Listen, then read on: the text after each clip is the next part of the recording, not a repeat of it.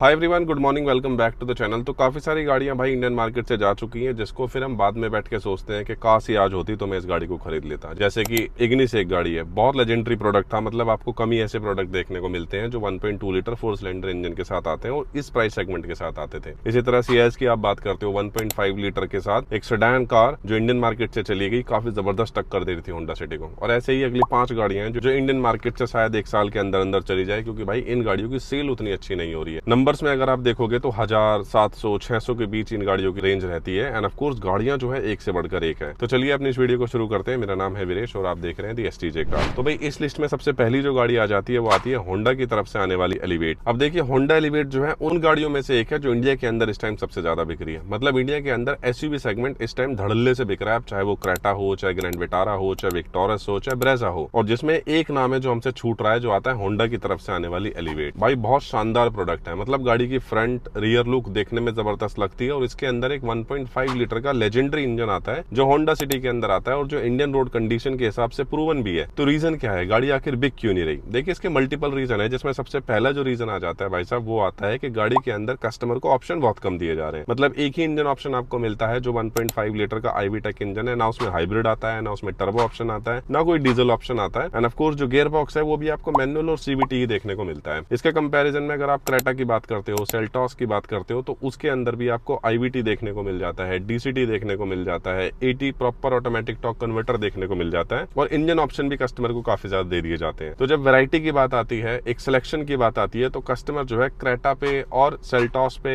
यहाँ तक कि विक्टोरस पे भी हाइब्रिड और नॉन हाइब्रिड का सिलेक्शन कर सकता है और इसी वजह से वो गाड़ियां कुछ ज्यादा बिकती है। दूसरा है कि होंडा को सर्विस पार्ट अवेलेबिलिटी जो है ना वो करा देनी चाहिए अब, क्योंकि होंडा के जो पार्ट है वो काउंटर पे ही मिलते हैं। होंडा के सर्विस सेंटर के अलावा बाहर मार्केट में जो पार्ट आपको मिलते हैं मैक्सिमम डुप्लीकेट मिलते हैं और जो ओरिजिनल पार्ट मिलता है ना उसकी जो कॉस्ट होती है, जो प्राइसिंग होती है, वो बाकी गाड़ियों के कंपैरिजन में ज्यादा होती है। यानी कि ज्यादा सर्विस कॉस्ट आपको होंडा की गाड़ियों के अंदर बेयर करना पड़ता है। साथ ही प्राइसिंग भी अगर आप देखोगे तो 13 लाख रुपए से स्टार्ट हो जाती है, 17-18 लाख रुपए तक जाती है। और इसका जो वी वेरिएंट है जिसकी प्राइस 15-15.5 लाख रुपए पड़ती है, उसके अंदर भाई फीचर भी आपको अच्छे खासे मिल जाते हैं। बस यही 3-4 रीजन है जिस वजह से ये गाड़ी मार्केट में अपनी पकड़ बना नहीं पा रही है। लेकिन ओवरऑल अगर एक प्रोडक्ट में देखूं जिसमें आपको एनी इंजन मिल जाता है जो सिटी के हिसाब से बहुत जबरदस्त है, आईवी टेक टेक्नोलॉजी है जो हाईवे पे बहुत जबरदस्त सुपर खिंचती है। मतलब आप इसको दूसरे गियर पे 100 तक टच करा सकते हो और ऐसा इंजन के अंदर वियर एंड टियर के इशू भी देखने को नहीं मिलते। तो अगर आप भी अगली अपनी एक एसयूवी कार लेना प्लान कर रहे हैं तो होंडा एलिवेट की टेस्ट ड्राइव जरूर लेना। भाई दूसरी जो गाड़ी आ जाती है मार्केट के अंदर वो आती है मारुति की तरफ से आने वाली जिम्नी। बहुत ही शानदार एंड बहुत जबरदस्त प्रोडक्ट है जो मारुति ने इंडियन मार्केट के अंदर लॉन्च किया। कंपनी का विजन था कि उन कस्टमर को ऐसी गाड़ी प्रोवाइड करना जो लॉन्ग ट्रिप काफी ज्यादा करते हैं, एडवेंचर जिनको पसंद है, और एक बजट फ्रेंडली गाड़ी जो है वो कस्टमर के हाथों तक पहुंचाई जाए जो 4x4 कैपेबिलिटी के साथ आए। और इसी वजह से आप देखोगे इसका जो बेस मॉडल है और जो टॉप मॉडल है दोनों में ही 4x4, 4 लो 4 हाई का ऑप्शन आपको दिया गया है। यहाँ तक कि ऑटोमेटिक का ऑप्शन भी इस गाड़ी के अंदर आ जाता है। गाड़ी जो है कई मामलों में मुझे थार से भी ज्यादा बेटर लगती है, क्योंकि गाड़ी का बॉडी टू वेट रेशियो कम है। वहीं पहाड़ों पे अगर ये गाड़ी फंस जाती है तो इसको धक्का मार के भी आप निकाल सकते हो। इस इंजन की माइलेज भी आपको ठीक ठाक मिल जाती है end of course power and performance के साथ मेरे हिसाब से ये one of the best product बन जाती है इस प्राइस सेगमेंट में। 12.5 लाख रुपए के अंदर आपको इसका बेस मॉडल देखने को मिल जाता है, पर बेस मॉडल से ही 4x4 ऑप्शन भी आपको देखने को मिलता है। कस्टमर को इसके अंदर अब कुछ चीजें ऐसी हैं जो समझ नहीं आई, जैसे कि ये गाड़ी इनिशियली लॉन्च हुई थी, इसके बेस मॉडल का प्राइस लगभग 14 लाख रुपए ऑन रोड रख दिया था। टॉप मॉडल कहीं ना कहीं 16-16.5 लाख रुपए का जाता था और उसी के तुरंत बाद जो है महिंद्रा ने भी आपकी रियर व्हील ड्राइव गाड़ी लॉन्च कर दी थी जिसकी प्राइस 13 लाख रुपए लगभग ऑन रोड जा रही थी बेस मॉडल की। तो वो जो कॉम्पिटिशन था ना प्राइस का, वो मारुति को बाद में समझ आया। फिर उन्होंने बाद में गाड़ी के लाख-सवा लाख रुपए प्राइस कम कर दी और अगर आज भी आप इस गाड़ी को लेने जाते हो तो लगभग 12.5 लाख रुपए में आपको ये ऑन रोड कॉस्ट कर जाती है इसका बेस मॉडल। तो यही चीज है कि जो प्राइस है वो थोड़े कॉम्पिटिटिव रखने चाहिए थे शुरुआत से ही। दूसरा है कि ऑफकोर्स मारुति डीजल इंजन तो बनाता नहीं है, तो इसके अंदर सिर्फ पेट्रोल इंजन आता है और कस्टमर को ऑफकोर्स जो इसका 103 bhp और 132 Nm का टॉर्क है ना वो कहीं ना कहीं समझ नहीं आया। कस्टमर को लगता है कि ये गाड़ी थोड़ी अंडर पावर रहेगी। हाईवे पे जब आप इस गाड़ी को दौड़ाते हो तो 80 के बाद विंड नॉइस काफी ज्यादा आने लगता है एंड बिकॉज गाड़ी हल्की है तो आपको चलाने में उतना कॉन्फिडेंस नहीं आता है, जो ऑफकोर्स थार के अंदर भी नहीं आता है, क्योंकि इन गाड़ी की शेप बॉक्सी शेप होती है और बॉक्सी शेप पे आप ज्यादा हाई स्पीड पे गाड़ी को नहीं चला सकते। इसके अलावा ज्यादातर जो कस्टमर है उनको एसयूवी गाड़ी ज्यादा पसंद है कंपेयर टू जिम्नी। जिम्नी थोड़ी छोटी लगती है देखने में, लेकिन आप खुद सोचिए आपको अगर सेम प्राइस सेगमेंट में रियर व्हील ड्राइव की थार मिल जाएगी तो लुकिंग वाइज कस्टमर जो है वो थार पे जाते हैं, जिम्नी को छोड़ देते हैं। बट यकीन मानिए भाई जिम्नी जो है, आप स्पीति वाले रोड पे जाइए, कभी चंद्रताल वाले रोड पे जाइए, वहां सबसे ज्यादा आपको अगर कोई गाड़ी दौड़ती हुई दिखेगी ना वो जिम्नी दिखेगी, वो भी फुल लोड के साथ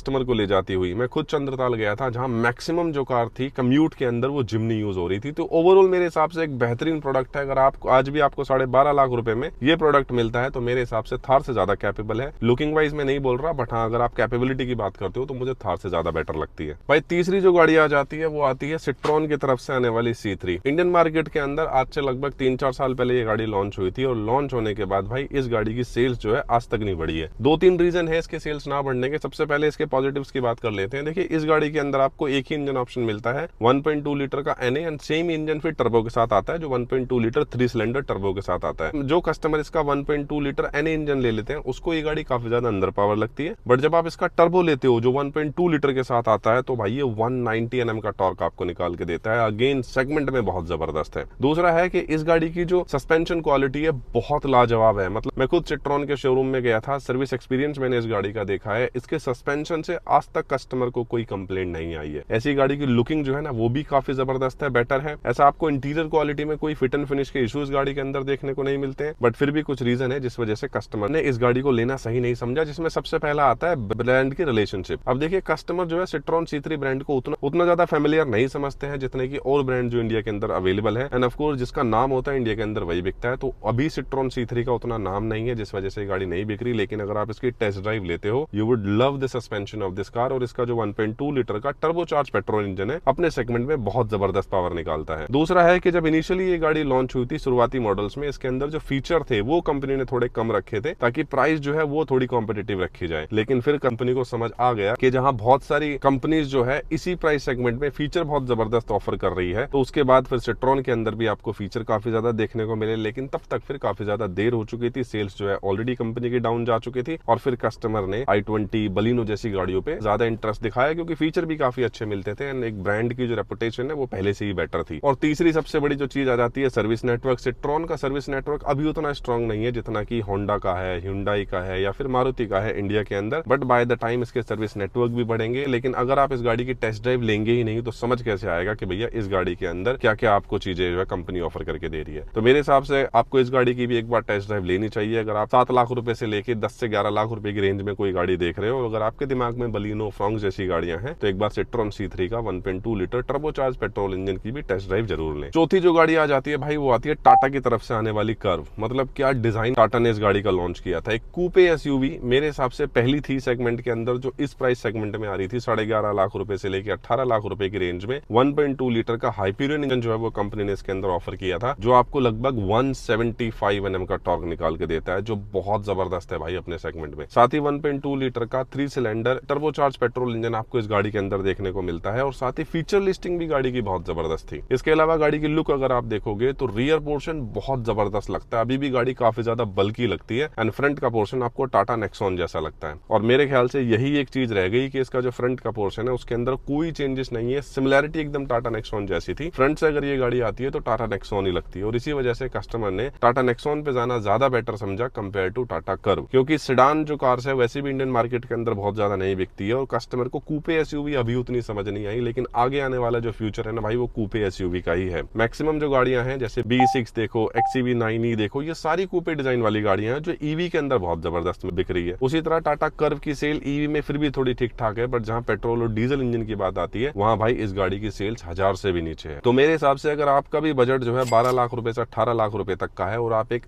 अलग दिखने वाली गाड़ी मार्केट के अंदर लेना चाहते हो तो आप टाटा कर्व टेस्ट ड्राइव कर सकते हो। डीजल के अंदर 1.5 लीटर का ऑलरेडी प्रूवन इंजन आपको देखने को मिलता है, जिसकी माइलेज भी जबरदस्त आपको दिखाई देती है। तो इस वजह से कस्टमर ने नेक्सॉन पे ज्यादा शिफ्ट किया, लेकिन जो टाटा कर्व है आप उसके अंदर बैठिए, उसकी डोर क्वालिटी, बिल्ड क्वालिटी देख लीजिए, एंड ऑफ कोर्स इंजन जो है कुछ सारे ऑप्शन के साथ ये गाड़ी आ जाती है। और भाई जो 5वीं गाड़ी आ जाती है ना, मुझे समझ नहीं आ रहा ये गाड़ी बिक क्यों नहीं रही है। बहुत जबरदस्त गाड़ी है, 5 स्टार सेफ्टी रेटिंग के साथ ये गाड़ी आई थी किया की तरफ से आने वाली सेरोस। और सबसे बढ़िया बात है कि आपको इस गाड़ी के बेस मॉडल से ही टर्बोचार्ज पेट्रोल इंजन मिल रहा है, जो आपको सोनेट के अंदर मिलता है 1 लीटर का GDI पेट्रोल इंजन। बहुत जबरदस्त पावर परफॉर्मेंस निकाल के देता है, और गाड़ी के अंदर कैबिन स्पेस बहुत जबरदस्त है। मतलब आप इसकी फ्रंट रो में बैठिए, रियर सीट पे बैठिए, आपको enough headroom, enough leg room जो है, लेग रूम इस गाड़ी के अंदर दिखाई देता है। और साथ ही जो AC के कंट्रोल है सारे आपको बटन्स वाले मिलते हैं, टच का कोई झंझट नहीं है। नीट एंड क्लीन आपको इंटीरियर देखने को मिलता है। डैशबोर्ड का लेआउट बहुत जबरदस्त है, लेकिन उसके बाद भी ये गाड़ी जो है इंडियन मार्केट में उतनी बिकी नहीं पा रही है जितनी की सोनेट बिक जाती है, जितनी की वेन्यू बिक जाती है। जबकि वेन्यू के अंदर अंदर भी आपको सेम इंजन देखने को मिलता है, सोनेट के अंदर भी सेम इंजन देखने को मिलता है, लेकिन वहां पे भी जो सबसे ज्यादा गाड़ी बिकती है 1.2 लीटर NA के साथ बिक जाती है। तो इसके ना बिकने के रीजन क्या है? सबसे पहला डिजाइन, कस्टमर को इसका डिजाइन लैंग्वेज समझ नहीं आया, लेकिन ये डिजाइन जो है फ्यूचरिस्टिक है। आप इसका फ्रंट लुक में नजर डालिए, ऐसा लुक आपको किया की महंगी गाड़ियों के अंदर देखने को मिलता है। वैसे मुझे इस गाड़ी का रियर भी पसंद है। अब ये वैगनार बोल के जो कस्टमर ने इस गाड़ी की PR खराब करी थी ना, मुझे नहीं लगता भाई ये कहीं से भी वैगनार लगती है। गाड़ी का सस्पेंशन बहुत ज्यादा जबरदस्त है, कई मामलों में किया सोनेट से ज्यादा बेटर सस्पेंशन मुझे सिरोस का देखने को मिलता है। 1 लीटर का turbocharge petrol engine base model से आ जाता है और साथ ही मल्टीपल गियर बॉक्स के ऑप्शन भी आपको इसके अंदर मिल जाते हैं। दूसरी जो चीज रही वो रही सोनेट और सिरोस में कस्टमर को ऑफ कोर्स कंफ्यूजन था, सिलेक्ट करनी थी। सोनेट में इंजन ऑप्शन ज्यादा मिल रहे थे तो कस्टमर सोनेट लेना ज्यादा पसंद कर रहे थे कंपेयर टू सिरोस, क्योंकि सिरोस के अंदर जो इंजन है उसकी प्राइस जो है लगभग 8,42,000 रुपए एक शोरूम से स्टार्ट होती है। वहीं अगर 1.2 NA सोनेट के अंदर लेते हो तो उसकी प्राइस 7,99,000 रुपए से स्टार्ट होती है। थोड़ा बहुत ही डिफरेंस है, लेकिन कस्टमर को डिफरेंस समझ नहीं आया और भाई कस्टमर 1.2 NA इंजन ले रहे हैं जो मुझे बिल्कुल समझ नहीं आता सोनेट के अंदर। तो मेरे हिसाब से भाई साहब किया सिरोस भी एक बेस्ट प्रोडक्ट है, आपको इसको जाके टेस्ट ड्राइव जरूर करना चाहिए। लुकिंग गाड़ी की बुरी नहीं है end of course suspension quality, engine quality भी गाड़ी की बहुत जबरदस्त है। तो गाइस यही था एक वीडियो 5 ऐसी गाड़ियों का जो इंडियन मार्केट से बहुत जल्द विलुप्त हो जाएगी अगर आप इन गाड़ियों पर फोकस नहीं करोगे।